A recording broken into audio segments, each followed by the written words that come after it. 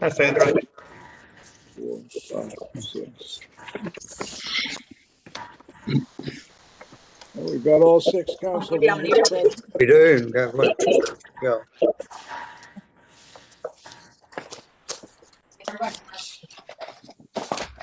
True. No, I'm good.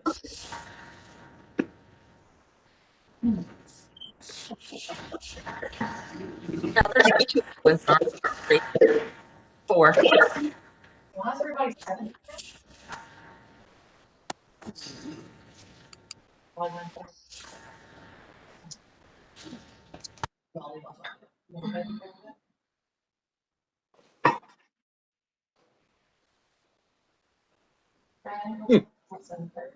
My watch still says 6 o'clock.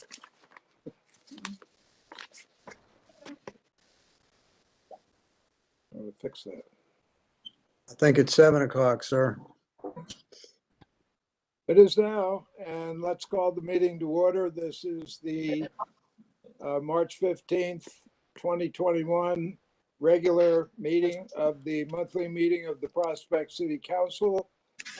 And the meeting is called to order. The first order of the agenda are the approval of the minutes of the regular council meeting on February 16th and the special meeting on the 18th. Are there any additions or corrections to those proposed minutes? Here. On the February 16th, John, I recall that I think Sandra and myself were present at City Hall. It says, don't leave me on this council meeting alone.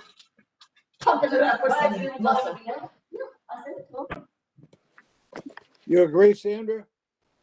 Yes, we were physically present. Okay, anyone else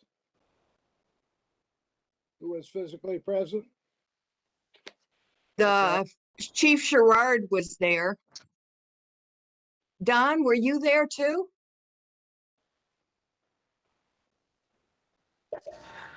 No, I don't think so. I'll have those minutes changed and they'll be presented. Well, you can approve them with those corrections, with that correction, if you'd like to. Are there any other suggested changes? I would entertain a motion to approve them as corrected. So moved. Second. Moved and seconded. All in favor, say aye. Aye. Aye. Aye. All opposed? They are approved as corrected. The mayor's report, I have 2 items, and then I'm going to refer it to several of you for what you have to report on stuff we've been working on. The first is I sent out an email today announcing that the LDG litigation in which Prospect is an intervening defendant has been decided in our favor and against LDG. You've all gotten that by now, I trust. Did anybody not get it? Okay. The other is, my notes have a $sign, and what that means is that we got an email from the state a few days ago telling us that we're going to get more money. And hold on to your hats, the figure it gave was $903,000 in 2 installments, one in the spring and one in the fall. There are certain restrictions on what we can do with the money, it looks to me. And Chris and I will put our heads together on that and see what those restrictions amount to. But that's it. I mean, to say it's a big deal is to understate it.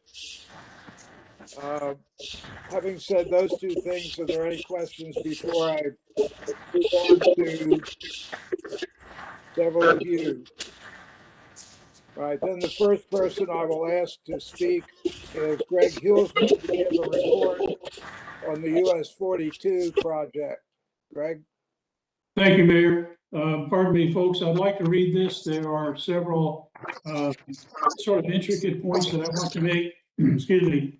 So first of all, Herb Schulhafer, who is chair of the US 42 Safety Working Group, has asked me to convey his best regards to all and sends his regrets at being unable to be here tonight to make this report himself. So I'll be making the report on behalf of Herb. Secondly, just so everyone will know, this is the first of many reports. It's our intention to keep the council and of course the mayor and the chief and the citizens up to date as we go through this process. And it's going to take probably a year to get through it. So we want to make sure that we have regular updates at the council meetings. And of course, our working group WebEx meetings will continue to be open to the public.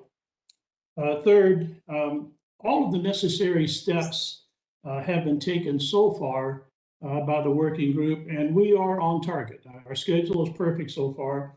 And some of those steps, to mention just the major ones, are number one, the creation of the official scope of work for the project.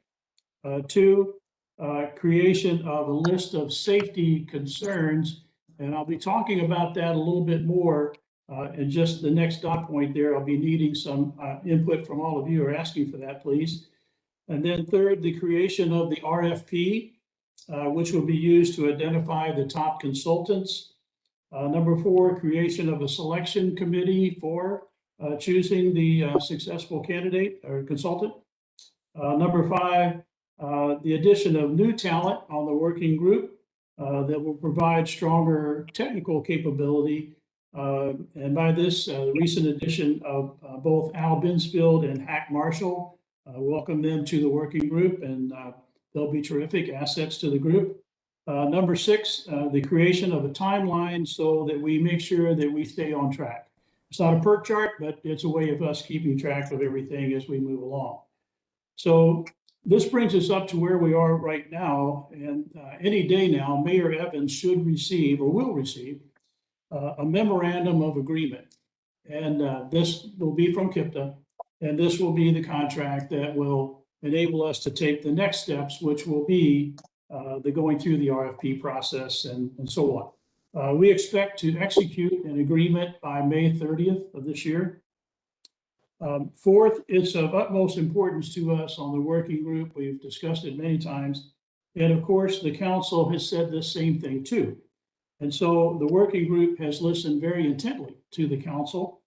And thus, we want to ensure that this study truly is an effective study, one that returns specific actions of consequence and relativity to our specific needs here in Prospect, now and into the future, and done in such a way as to permit prioritization of any and all projects going forward that best suit our needs here in Prospect. Along the way, we want to make sure that we carefully build a good, positive relationship with KIPTA and KYTC, and we think that will be a keen interest to Prospect in the years ahead. So the US 42 Safety Working Group has already begun putting together, I'll just call it a list of safety concerns, for lack of a better term. But think of this as support for the scope of work. What we want to do is we want to paint the best picture that we can to the successful consultant so that he or she totally grasps all the nuances of US 42 and the city of Prospect. And so we've done that. And now we want you, the rest of the council, we want the chief, the mayor, the staff to also have a role. And so tomorrow morning, I will send an email out to all of you, and I'll give you the scope of work that we're working under as sort of the heading. But then also, and I'll share with you the list of safety items that we already have put together, and ask that you please insert anything that you feel too would be good to consider in this study. So that will be coming out tomorrow. By the way, several of us, Sarah and Don, myself, have been working with the mayor to put on another mayor's forum, a communication forum. And so this time it will be split into two. So we'll have an HOA forum and we'll have a separate business forum. We haven't set the dates for these yet, But they'll be far enough into the future that we would have had time to kind of put together the RFP. So what I'm getting to is at each of these forums, we will also solicit inputs from the leadership of our community, from the HOA leadership and also the business leaders on what they think are issues, safety issues related to Prospect. So now is the time to give us your list, and I'll prompt that tomorrow morning and send it out to you. And if you have any questions, of course, either call me or email me back. And lastly, Greg, any this is questions for Greg before on? I want to ask Sarah Dell to, I thought you were done. I got one more, John. This is just a sort of a tangential matter.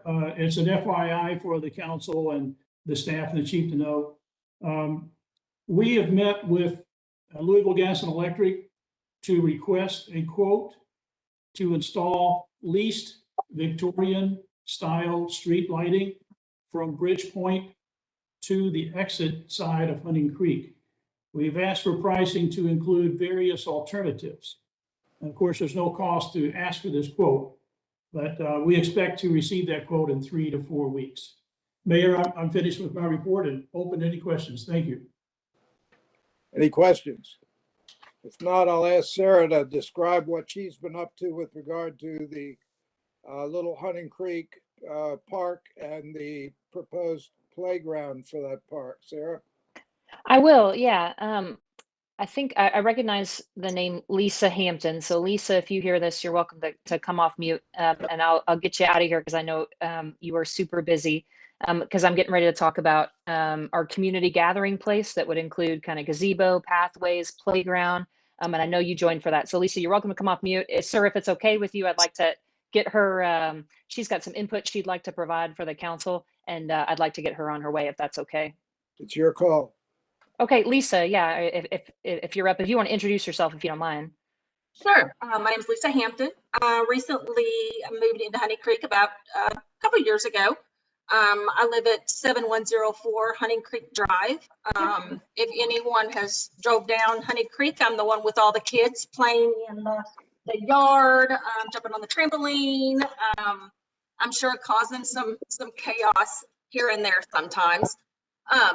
You know, and one of the things when Sarah stopped by, our Councilwoman Sarah stopped by and proposed this, you know, it's a great idea. We really don't have anywhere for the kids to play or, you know, get some of their extra energy out. So when she was telling me that there was something coming before City Council in regards to a playground or, you know, some type of a gathering area, I really wanted to just support that. There's quite a few kids on the circle right here, as well as, you know, across the street, and with the expansion of the new homes going across the street from my house. I feel like there'll be more and more kids that are starting to locate here with their families, and really just here for more support for that to happen, or, you know, try to get that pushed through. Anything else, Sarah, that you can think of that we discussed? Or I appreciate it. I apologize. I think my microphone had stopped working, so I didn't hear the last part of you. So hopefully other people heard you. But I appreciate you joining on. Thank you in terms of showing your support, and I'll jump in everything. Thank you, Lisa. It was nice to meet you. Thank you. thank you. You're welcome. Okay, see ya. Sarah, why don't you tell the council what you've been up to and who you've talked to and that sort of thing. I will. So thank you all for indulging that. I just know she had to get moving on. So one thing that was in the council packet, and Ron, I'll let you take a second to go ahead and you can go ahead and put up the images we had talked about, since it's sort of an introduction, so everybody kind of has a frame of reference what we're talking about.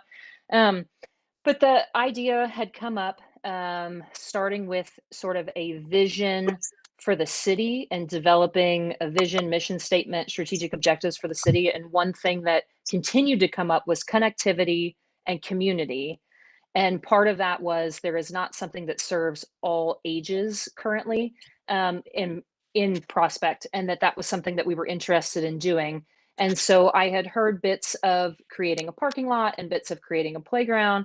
And it seemed like maybe an ideal time to potentially combine both of those objectives and be able to get kind of an all age range community place where we could all meet. You could go to the library, grab a book, come down, have a snack at the gazebo.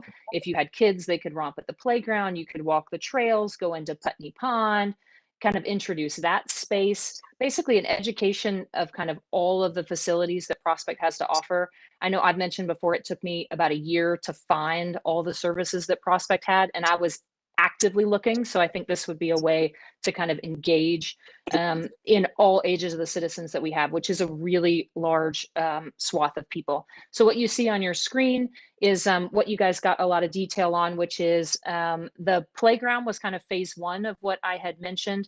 There are options to do basically the whole thing. The phase one is obviously the most expensive, with being the playground, and kind of our packet.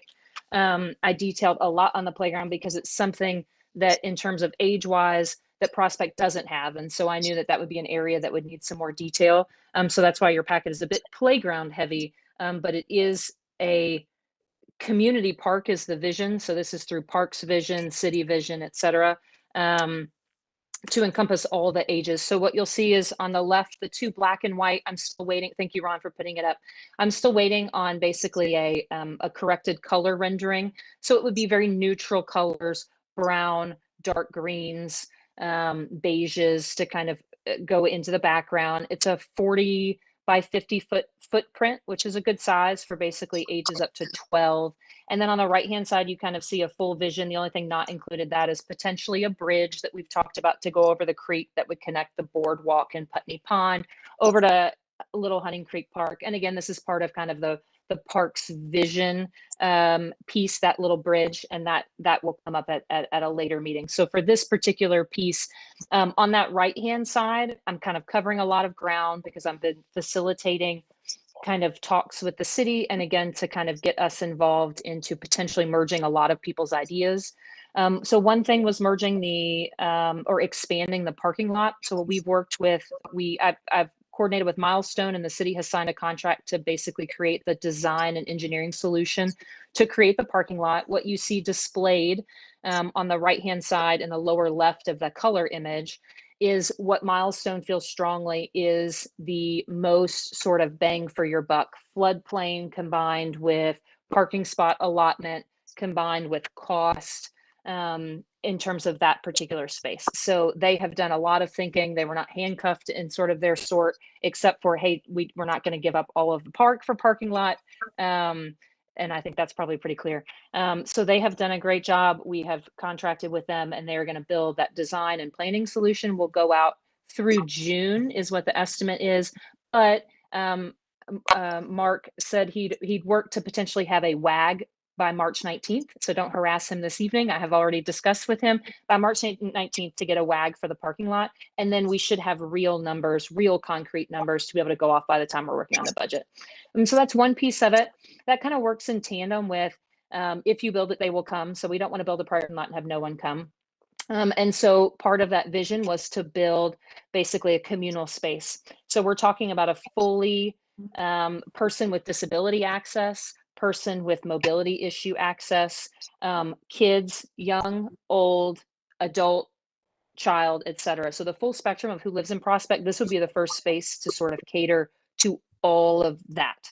And so you'd have access from the parking lot all the way, a smooth surface, it's called a poured in place, or kind of aggregate piece if we go that route, but into a playground, which we've kind of designed all of this into multi-phases. And then you can see a pathway that goes currently, the sort of more economical option is to go all the way around the entrance of Fox Harbor and then come back, and that connects where you see it stop on your drawing is where it connects with Putney Pond Trails, which would be a great way to advertise that too.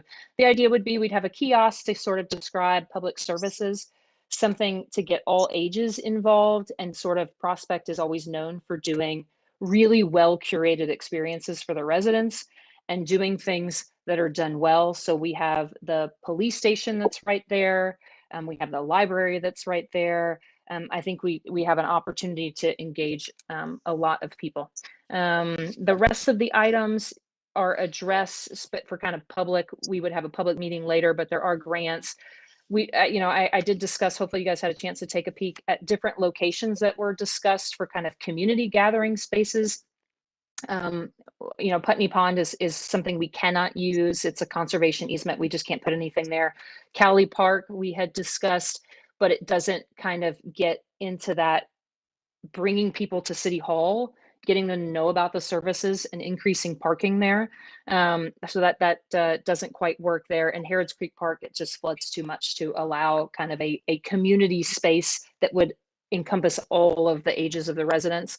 So you can see safety has been addressed on there. As a mom of a 4-year-old, I take that very, very seriously. So if anybody has questions, I'm happy to expand on that piece. The accessibility piece, I'm really proud that the city is really jumping in on that. And I mean that from a full age spectrum accessibility piece, that people with grandkids, people without kids at all, people without any grandkids, there's a usability access thing that would be the first place in Prospect that would kind of allow this.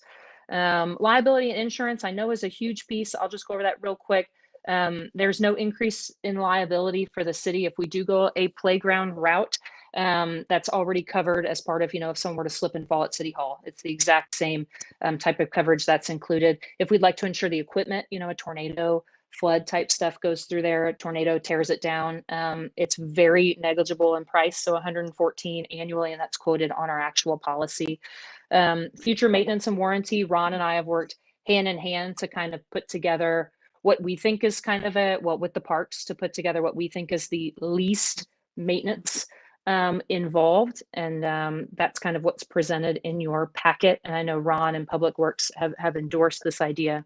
There are grants that I think are worth mentioning that could reduce this cost significantly by up to 50%, well, by 50% for the playground piece, and by 75% for kind of benches, picnic tables, those types of things. So there would be a public meeting required, which April is what I would put as a target if we were to move for that, April, to have public meetings.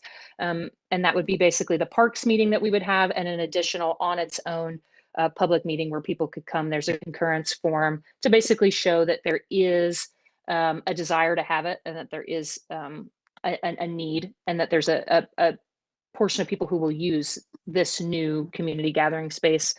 I've talked about the kind of the phases on the sheet as to, that was just the way that I broke it down just for cost, but obviously we could accelerate those phases to allow all ages to be able to use the playgrounds. One of the larger expenses, obviously being a full structure, anyone who's dealt with those playgrounds know that that's kind of high price. The parking lot would be our first initiative. Basically in this calendar year would be a goal, and then the playground being the next calendar year, still in our fiscal year, with the pathways and benches. If we could tag those in, I think would be great, but that's obviously up to the council and budgeting, and we will have full costs on that by the time the budget discussions come around. Let's see. I think that, I know that's a bit long-winded, and I apologize because that's what I do. So I think that has covered a lot of it, and I'm sure there's questions. So I'd like to, Ron, if you'll stop sharing the screen, be able to address any questions, because I know it was a lot to cover.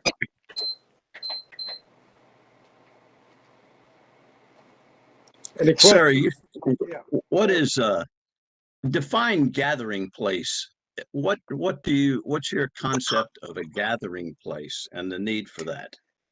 Yeah, so I think in discussions for kind of the vision, and it was a couple of council members and the city officials, as a place, each neighborhood has kind of, not each neighborhood, some neighborhoods have, like Bridgepoint have a playground, Sutherland has a playground, but most of the other neighborhoods do not. Cowley Park has a gazebo. We've got the parks where you could walk, but nothing is a full age range scope. And so what we had discussed for gathering place was kind of you could come sit, and you would have other residents that were not necessarily in your same age group or ability group that you could basically commune with. You could kind of create sort of that full neighborhood, and by neighborhood, I mean Prospect as a whole, that you could come together and meet people as a starting point, but also be oriented with, hey, this is what the city has provided. These are what your tax dollars get. Hey, we've got the police a row of cars there, you know, hey, we've got the library, come up and take a peek. You know, hey, these are the things you can do as a Prospect resident.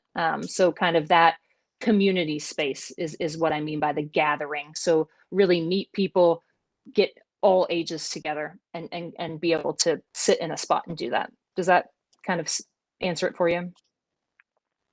Oh, yeah, now I understand what you're looking for. However, I'm not sure. I'd have to give this some thought, but I'm not sure that's realistic. I mean, as you said, all of these communities we have within Prospect have some sort of quote gathering place. I mean, there's the breakfast people down at McDonald's. There's the people that go to Starbucks throughout the day, little groups that meet. Of course, there's the golf course, and most there's a playground on the golf playground at Honey Creek. I mean, over the years, that area has had no use whatsoever. I've never seen anybody even use the picnic tables that have been down there. Although I think 30 years ago, there was an attempt to play a little soccer league down there for younger kids, but that's the Are you only talking thing that's ever about Little Honey Creek Park? Is that what you're talking Little about? Honey Creek Park, yeah, and Yeah. where I think you're overlooking. And then the other thing about people here, we pay taxes to go to Hayes Kennedy Park, Creasy Mahan Park are all very nice places where people go, and I question the realism in the expectation that it would be a gathering place. I just Yeah. my experience has been that that's not Prospect's culture, and if you're trying to change culture, it's a very difficult thing. You've highlighted some really solid stuff, Frank. So the club, I think if you're fortunate to be able to belong, I think is excellent to bring up. The neighborhoods that don't have a current community gathering spot is Innisbrook, the Landings, Fox Harbor, Honey Creek, Harrods Landing, and the Overlook. So it's more than 3/4 of Prospect doesn't have a spot for that.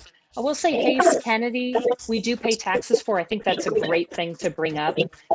But what we find with Hayes Kennedy is it's about 50 yards until you get to the playground itself. And there's a big building in between you and the playground.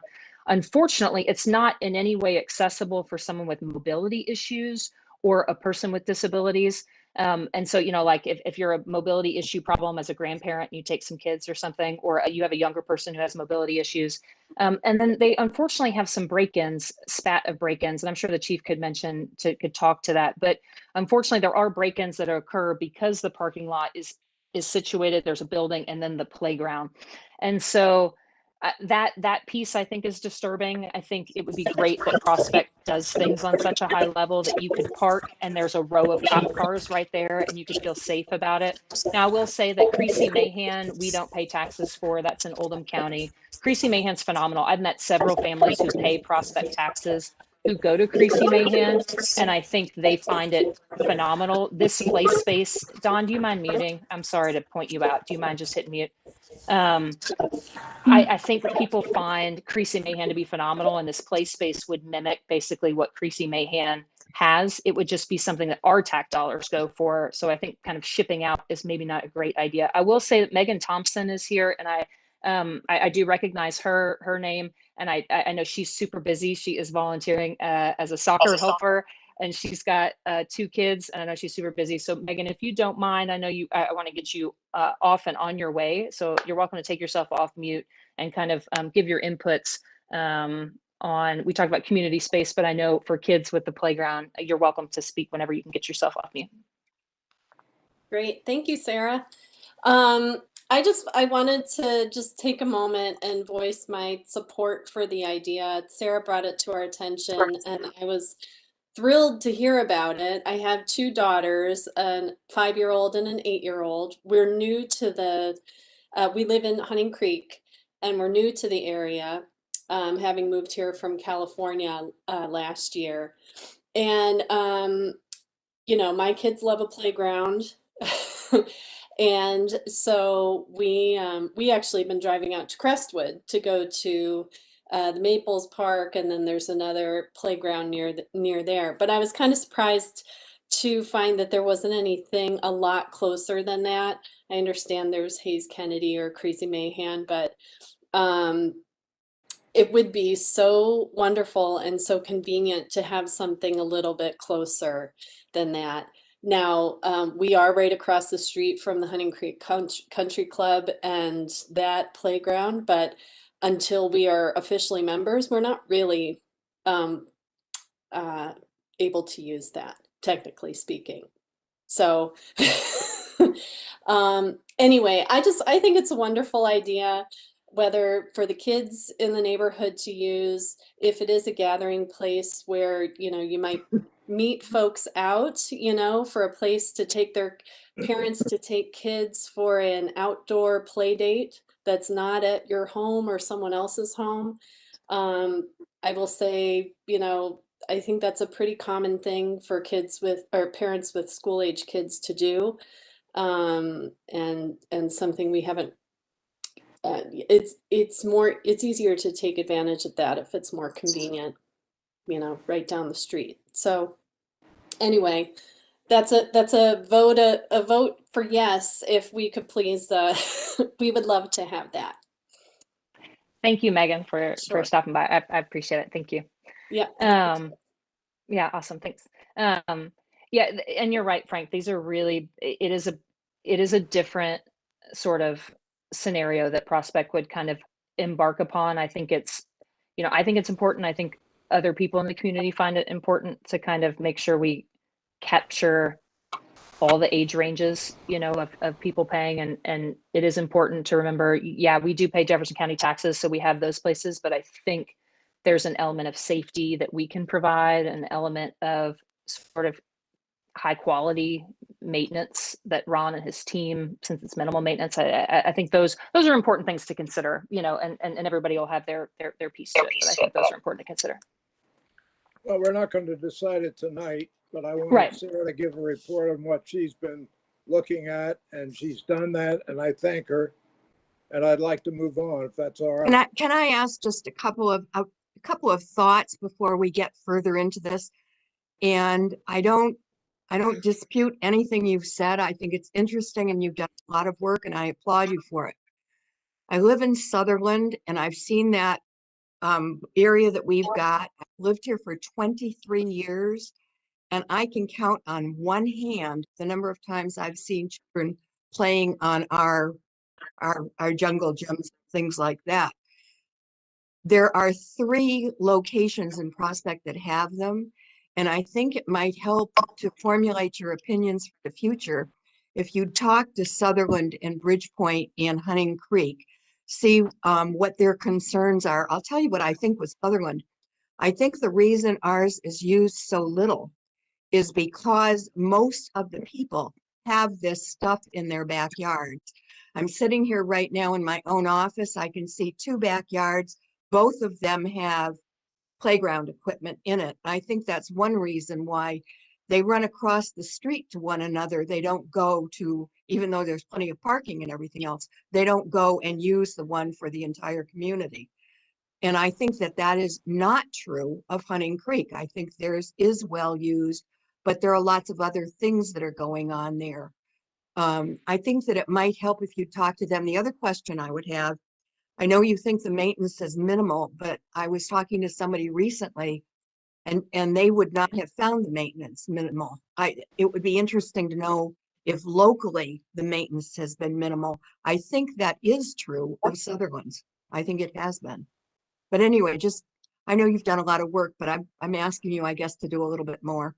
Yeah, no, and I think you've raised things that I have, you know, tried to look into. So one thing I haven't mentioned is that for that maintenance piece, I think that is really something to look at. And so I've called the city of Louisville for both, you know, they have, you know, Cox's Park is underwater at least a month out of the year. It is. Same with Waterfront Park, you know. And so I've been on the phone with them to kind of go, what's feasible what happens when that occurs? What kind of maintenance do you guys incur? What is the team of people? And so what I have learned is that one, the playgrounds are built exceptionally durable, which is probably why I don't know when Sutherland's playground was put in, but I would assume you've probably seen it for 20 years. I have no idea when it was put in. Actually, But they've changed the equipment at least once since I've been here.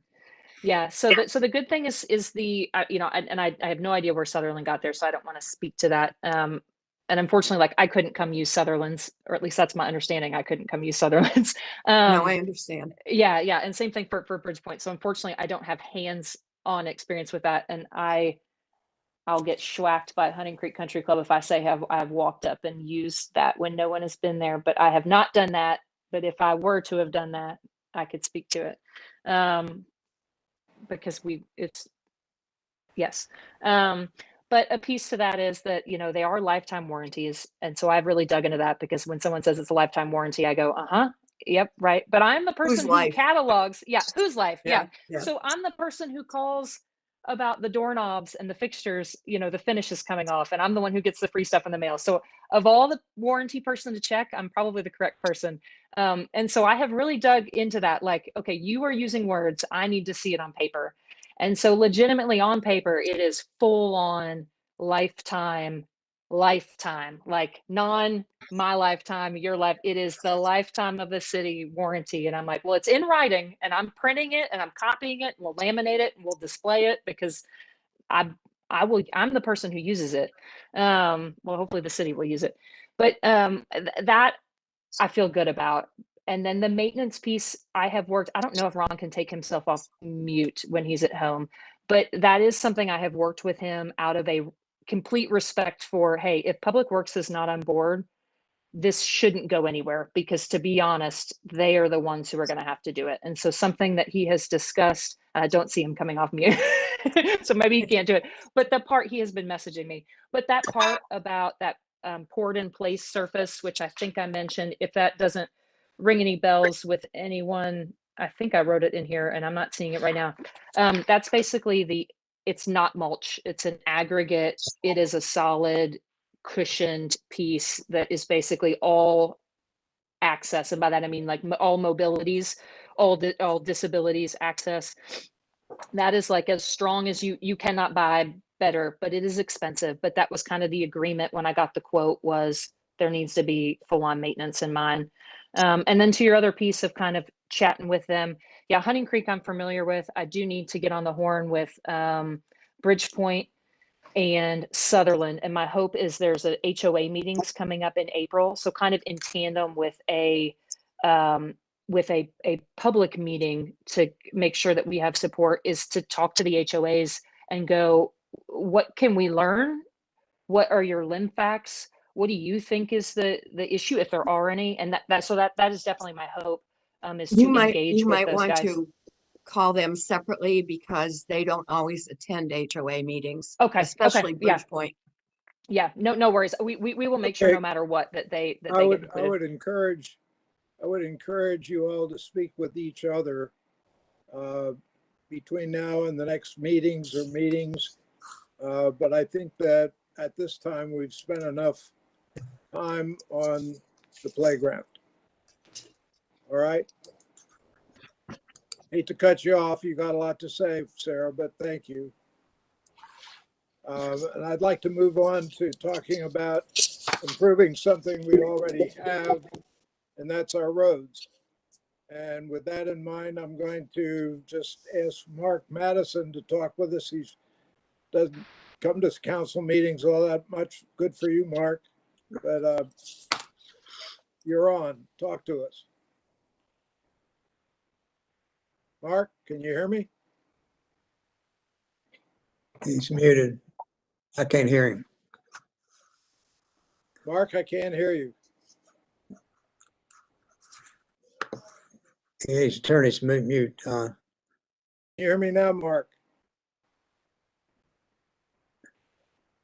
We can't hear you.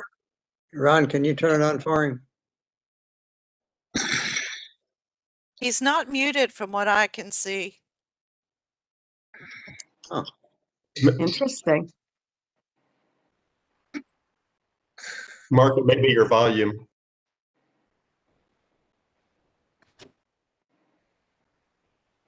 Well, that's disappointing.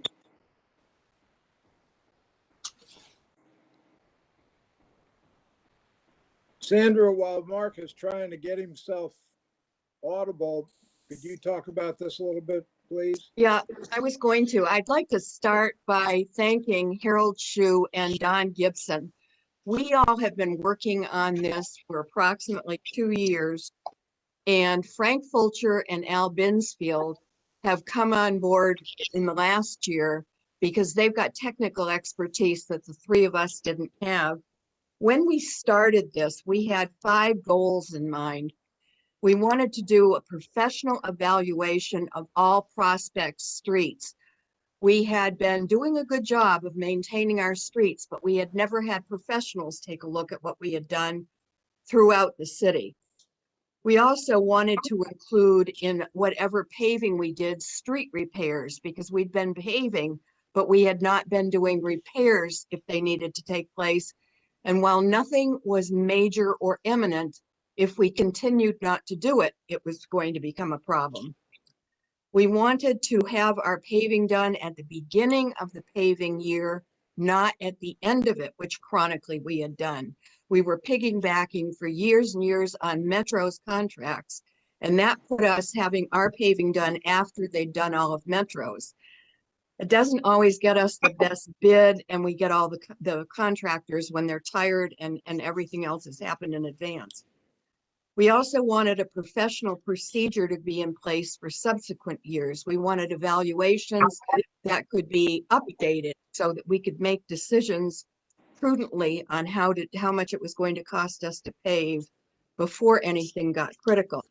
And then the final step, and this is the only one that we actually have not accomplished yet, we want to be able to tell people when their street is going to get paved. And we're going to be able to do that this year for the people that are not on eBlast. Already talked about putting flyers in their mailboxes, their paper boxes, so that they'll know when their street is going to be paved. I can remember one day having to leave my house and call somebody to pick me up because I couldn't get out because my street was getting paved. I was glad it was getting paved, but I'd like a little warning. Anyway, in order to accomplish all of this, we've done a great deal. There have been 3 professional evaluations of all of the streets in Prospect, 2 of them by Milestone and 1 of them by Al Binsfield. They used a rating system, and it was really gratifying because without Al ever seeing the ones from Milestone, the top and the bottom, the worst and the best for all of them were the same. It was only in the middle where they had slight variations on how they'd evaluated our streets. The other part of that was that in addition to that, Harold and Don and I, with Frank, sometimes with Ron Cundiff, with Al, have driven all of the streets, have looked at any changes that needed to take place. So all told, there's been an awful lot of trips to look at different components of our street. Has Mr. Madison gotten on yet? I don't see him, Sandra. Well, this is the point where I can see him, but I can't hear him. This is the point at which I would talk to, because one of the other components, in order to be able to pave early, we had to go out to bid early. And that meant we had to have help in doing that. And the Milestones group has been really instrumental in getting our bids out really in a timely fashion. And instead of 1 bid, we've ended up with a multiplicity of bids this year. And the middle is very much the same. The top and the bottom have variations. Because the bottom was lower than anyone else, we have now gone to Douglas Hills, where they paved 2 years ago, talked to the mayor. She took us around all the streets that they paved and repaired because we were seriously trying to take a look at the quality of what the paving was. And between Frank and Al Binsfield asking her questions, I know more about paving than I ever wanted to know. The lowest bidder is Libs. And we came away from looking at the quality of their work with comfort in recommending to the city council that they recommend to the mayor that we go ahead with the lowest bidder. Sometimes the lowest bidder doesn't buy you anything, but in this case, the work that they did for Douglas Hills, they really appreciated. Have we still not gotten Mr. Madison? I don't see him, Sandra. I can see him. I just I can't hear him.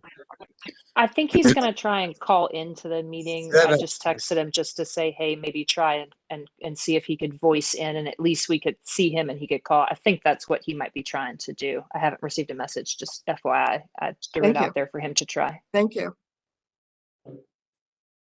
Because I'd like him to talk about the bid process because the bids went into Milestone. For the flyer, Sandra, while just to kind of kill a little time, to give Sure. Mark a second to chime in, to notify people, you know, when they're getting their street paved. Is that something that like the city's just going to use like literally the postal service, or we'll hire somebody to go around? I'm not sure how that works because I know Actually, we can do it. It's not such a big deal that we huge. put, yeah. Okay. In fact, one of the things that there are, while I'm killing time, the Yeah, right. streets to be paved are Burnham Place, Fox Grove Court, Forest Grove Place, Shadwell Lane, Shadwell Place, Star Point Court, With Hill Circle, With Hill Place, Greenmere Boulevard, Deep Cove Court, Wycliffe Drive, and then two small components on Hunting Creek Drive, where Ron kind of pointed out to us that we've had erosions occurring over time that needed to get placed. So it's not all Hunting Creek Drive, just part of it. And then Narrow Creek Court and Old Creek Way. Those are the ones that will be done. And since most of them are small streets, it's not impossible for us to do the flyers. Did Fox, the only reason I'm asking is I had chatted with a couple people for kind of the intersection at the top. Did Foxcroft, I didn't hear you mention it, but I thought it was in the bid pack, Foxcroft Place, and then contiguous up to Hunting Creek Drive. It was in the bid packet, but I haven't heard how. Foxcroft Place is one of the ones I mentioned. Up to Hunting, okay, I missed that, sorry, awesome. Okay.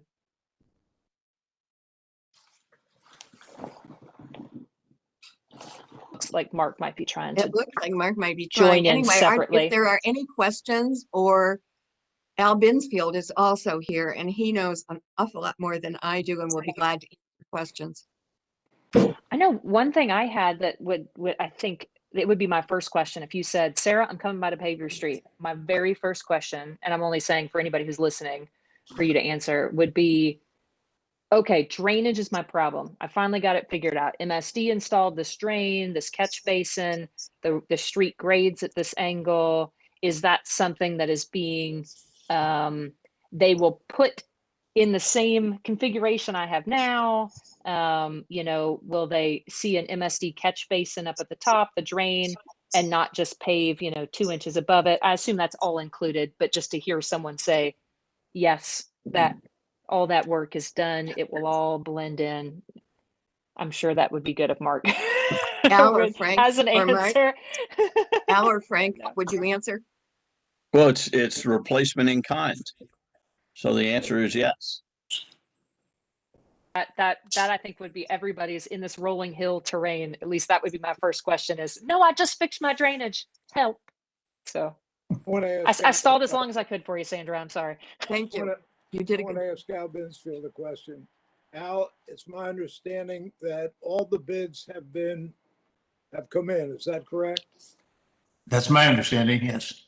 Okay. Would you be free to talk to me in the next day or two? Sure. Okay, because if all the bids are in, and I'd like a recommendation from all of you that were involved, but I'd like to particularly talk to Al about it. We're ready to make, thank you. We're ready to make a recommendation tonight. And we will give you the physical bids, but there's another step in the process. And that is that prior to the awarding of a contract, we expect to have a conference with the low bidder, not me, but Milestone and Al Binsfield has agreed to go because they are going to talk about our expectations in terms of the quality of the work. Well, that's good to know because I'd like to go too. I'd just like to go with them. Well, I Absolutely. think it's appropriate Ron goes also. I mean, he's got some oversight responsibility in this. All right. And Ron did text I'm me on a the second phone ago now. to tell me his, oh, Mark, well, there you go. Ron texted me to tell you he can't take his thing off mute. So I'm sure he agrees. But let's let Mark have his. Mark, shining would you moment. like to say something? Well, I mean, you all have done a great job without me. I do all the time. I don't know what's going on. Apparently, my computer's decided it's had enough of me. The long and short of it is, yes, if you will decide you want to make a decision, we've evaluated the bids. We provided a bid tabulation that showed everybody's numbers for everything on this, and Libs was the low bidder. They are also a legitimate bidder, one that I have no problem suggesting if you want to make a decision that you're safe as you would be with anybody else, you choosing them. They provided everything they needed to provide to submit their bid. So, they would be a good choice. Everything else, the next step would be if they are who you're wanting to go with, we would make a choice, but we wouldn't give them a award or a notice to proceed until after we had an on-site meeting to make sure there wasn't anything. I didn't hear that last part. Realize. I'm sorry? I didn't hear the last part of what Mark said. It's real faint. It's very faint. Yeah, I'm sorry. I'm trying to speak louder here. The next step, if you all do decide you want to make a decision tonight, we won't give them an award or a notice to proceed until the site meeting to talk about the project and make sure they're not going to say, oh, we didn't realize or we missed something, to make sure everything's covered. As Councilperson Leonard mentioned, also to discuss just the expectations of the process and the product. Just to make sure everybody's on the same page. I spoke to Councilman Benfield as well.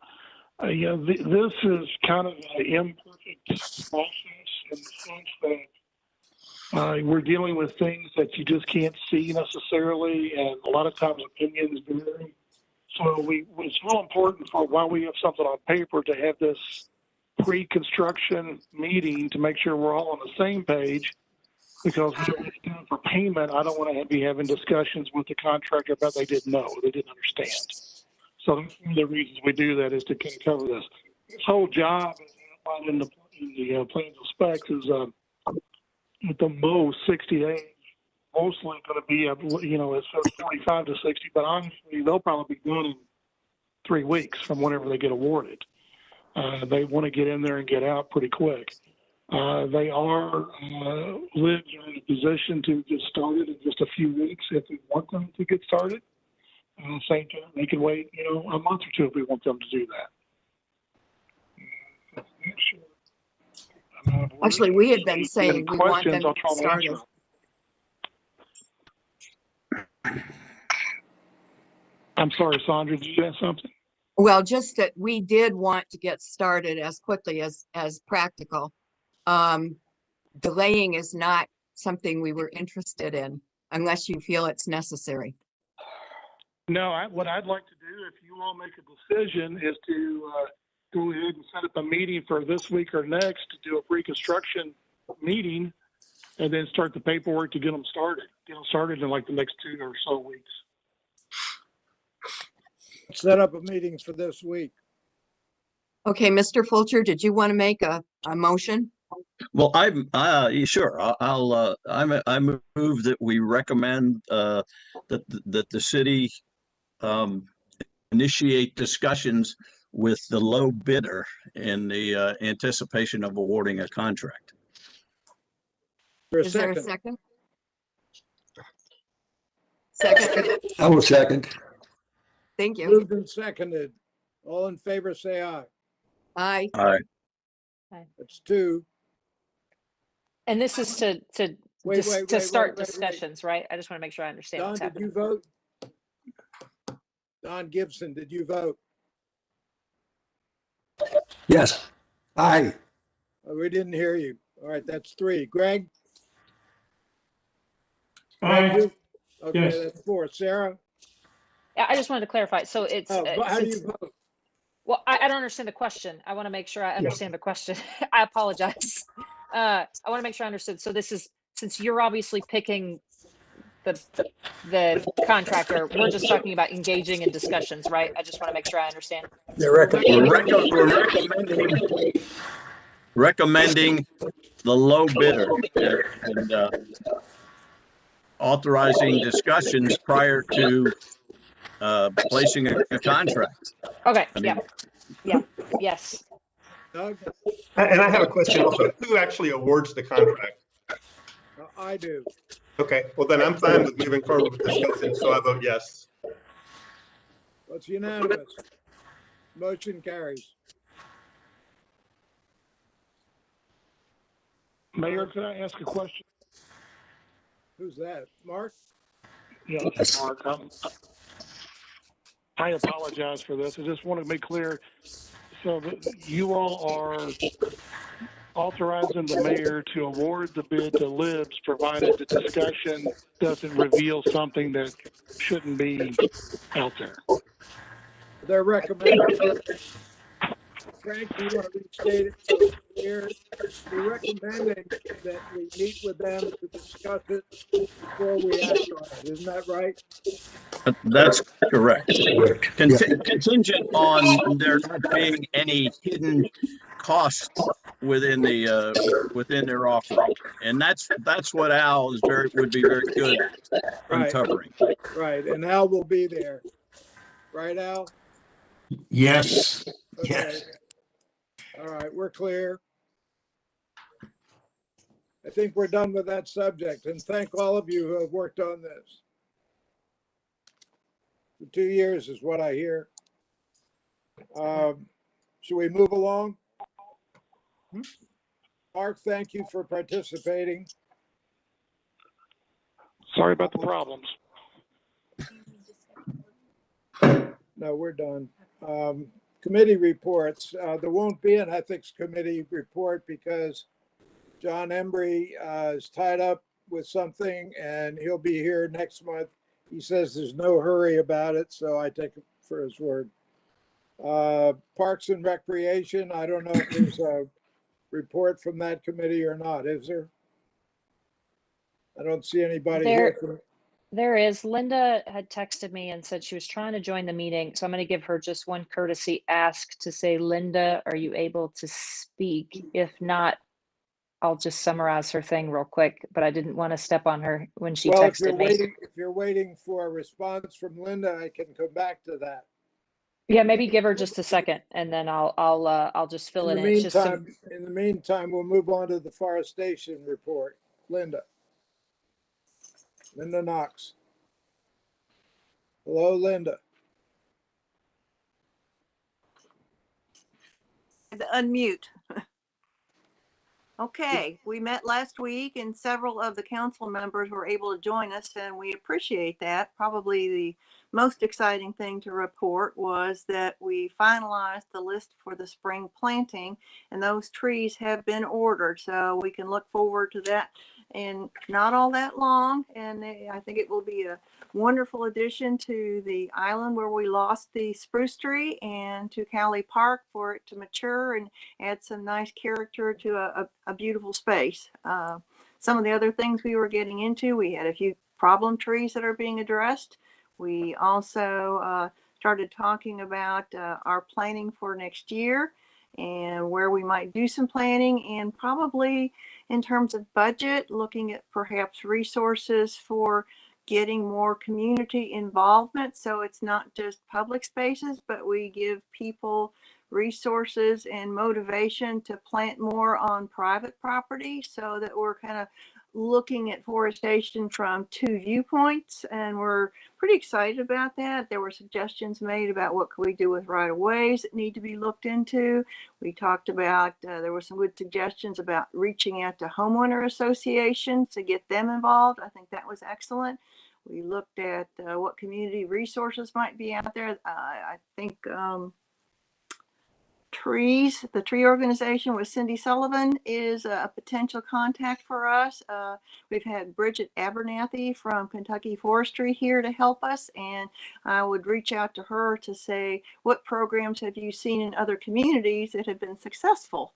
So we're kind of looking at just a lot of ideas right now, and by the next meeting, we should have things plugged into our budget and a lot of stuff for where we want to go next. And it was a good meeting, and Lee is now back. He's been busy catching up on everything, so you'll see comments from him in the future. All right, questions for Linda? Okay, thank you, Linda. All right, thank you. Sandra, do you have anything you want to say about the library or the history book tonight? Just briefly on the history book, all of you ended up getting the email from Mrs. Cushing, who it was all in regard to our rezoning in regard to Gustavo's. And she talked about a road that had come up through Mayfair all the way to 42. I just want you to know that Miss Cushing and I have had several dialogues since then, and I've talked to some other people who've been resources for us in the past, and that road was used for cows. Mrs. Cushing will be getting her shot very soon, and we will be interviewing her in the end of April. And we're looking, some of the places where we need to go are beginning to open. So we will, in the next few months, get back to seriously working on the history book. In regard to the library, we are more than ready for something to open at City Hall so that we can have a book sale. All right, thanks. Any questions for Sandra? If not, we'll move on into the police report. Chief Sherrard. Okay, can you hear me? Yeah. Okay. February was a really slow month, probably one of the slowest we've had since I've been here. We can tell that apparently people are leaving town again, because last February we had about 3,900 house checks for the month, and just this February we had almost 3,300, and they'd been cut in half over this whole COVID period. So we're almost back up to normal. So that tells me that people are sort of getting back to normal here, at least with regards to travel. So that's a good sign, I guess. With the reports, we've really had very few reports for the whole month. Nothing that really stood out, except for a couple of silly ones, as usual. We had an incident over at the Circle K that involved, it's characterized as terroristic threatening, but it started out as a fight over somebody not wearing a mask. So that's the first one we've had in Prospect. But it wasn't from the clerk and a customer. It was two customers that got into it, and the clerk had told the person to leave, so they did. And then a customer outside wanted to get their 2 cents in, and then it went south from there. And at one point, the person that was not wearing a mask said, "Well, then I've got something for you," and then pointed at his hip, sort of indicating that he may have had a gun underneath his shirt, although he never showed anything to anybody. So I guess the moral of the story is keep your mouth shut. The guy was leaving anyway, just let him leave.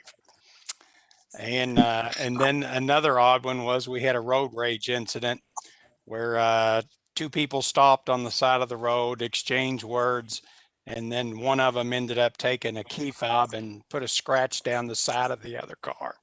So even adults act like children. That's all I can say. Well, maybe they need a playground. Yeah, I guess. Well, the irony is, All ages. the irony is it occurred right on 42 across from the playground. It would have been a short trip. Let's see, code enforcement, Rick issued 18 permits in February. He's probably well on his way to issue more. And he basically cleared up all the complaints that he had and did a pretty good job on it. The one issue that we had with regards to the CBD store, everybody was complaining about the neon green lights that he had that looked more like Christmas lights than anything else. He was able to get those taken down without too much fuss. So that worked out pretty well. Other than that, I don't really have anything unless somebody has any questions. No, but Jeff, I want to call on you in just a minute Okay. to explain something with regard to our code enforcement officer. Okay. Because the next thing on our agenda is under new business, the first reading of Ordinance 606-2021. Hey, sir, can I? What that's about, what?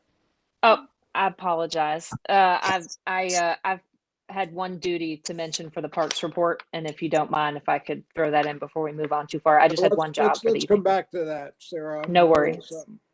I see. What this ordinance is about, the existing ordinance designates the code enforcement officer as the, what is it? The ABC officer. Okay. Now we've got I think Jeff will back me up on this. We've got a really good code enforcement officer. And I have not pried into what his reasons are, but if he has to be the ABC controlled guy, we're going to lose him because he won't do that. So we looked around for a solution, and the solution is that Tony Denham, our assistant chief, will be glad to do that. It's not a big job. It involves maybe 10 licenses once a year. And what this proposed ordinance would do would be to simply change our existing ordinance so that either the code enforcement officer or the assistant chief of police can act as the ABC guy. And that's what this proposed ordinance does, amends that ordinance. Any questions about that? Okay. Chief, I guess I don't need you to talk. I just stole your thunder. So anyway, that's what this ordinance is. And I would ask if someone would make a motion to bring it up for a first reading. So moved. Is there a second? Second. All right. Take a roll call. Sarah, how do you vote? Yes. Frank? Yes. Doug? Yes. Don Gibson? Yes. Greg Hulsman? Yes. And last but not least, Sandra Leonard? Yes. All right. Would someone care to give that a first reading? It's in your packet. Anyone? Well, since Doug started it off, he ought to read it. All right. It says first reading of ordinance 606-2021, an ordinance relating to the amendment and modification of chapter 114.30 of the Code of Ordinances of the City of Prospect concerning designating who shall serve as the city ABC administrator. Okay, we're done with that until next meeting. Now, under unfinished business, I think Sarah has something she wanted to say a minute ago, so go ahead. Yeah, I appreciate it. This is for the park. So the report seen is Ecotech has started their contract to remove invasive plants. But one thing to mention, in case these kids or their moms and dads look up this broadcast, they can fast forward all the way to here and be super proud that their kids 6 and 11 took the initiative. They went to the park one day, and instead of just walking the trails, they took a big trash bag. You know, we get a ton of floodwaters, all kinds of stuff. People come through there. Ron and his guys do a great job cleaning up, but they went down with the explicit purpose of being able to pick up any trash they saw on any of the trails, and they ended up with a bag full of it. And so 6 and 11 years old, and those kids should be super proud of themselves. And I just want to make sure that everybody knows that they did a phenomenal job and they gave back to their community, and that we praise them for that. And I think that they deserve every moment. And I wish we could say their names. Linda, I know, is checking with them to see if we could share a photo and their names in the newsletter. And so I'm Linda not did able to do check. that. Linda did check and we have permission to do that. Okay, perfect. So if Linda were able to join, she'd do that. I don't have that via text. If she sends it, I'll send it. But those, they know who they are, and I hope we can share that. And they did a phenomenal job, and they should be super proud of themselves, and their parents should be super proud. We've got a couple of photographs that we will put in the next newsletter. Okay. Any other unfinished business? Actually, yes, briefly. If we could go back to the minutes, I actually pulled up the YouTube video of the February 16th meeting, and it was entirely remote. Nobody was at City Hall. Well, then it must have been the 18th meeting. No, Yeah, that one was also entirely remote. It was Eh, a special meeting that was remote. The regular meeting, we were there because I sat next to the police chief. Yeah. I pulled up the video, and just to remind everybody, that's the one where we could see Ron in his basement. I'll send out a screen cap of the meeting. I'll email it to everybody as soon as this meeting is over. Did I we do like approve how Ron in his basement is our catalog for where it was, but it was memorable. I will say. did we approve the minutes of the special meeting? Do we need to do that? Already did. We Okay, did. thank you. Thank you. Anything Laura, else? we'd like to see that video. That'd be terrific. Yeah, sure. Comments from citizens? I don't know if there are any citizens tuned in, but we'll give them a few seconds to chime in if they want to. Well, hearing none, the next item on the agenda, almost the last one, is an executive session for the purpose of discussing litigation. And I would need a motion to do that. So moved. Is there a second? Second. All in favor of going into executive session for discussing litigation? Aye. Aye. All right, we are now going into executive session. I will say right now that when we come back, all we will do, we will not have been taking any action in the executive session. And all we will do when we come out of executive session is adjourn. Having said that, let's Ron do the appropriate things and put us into executive session.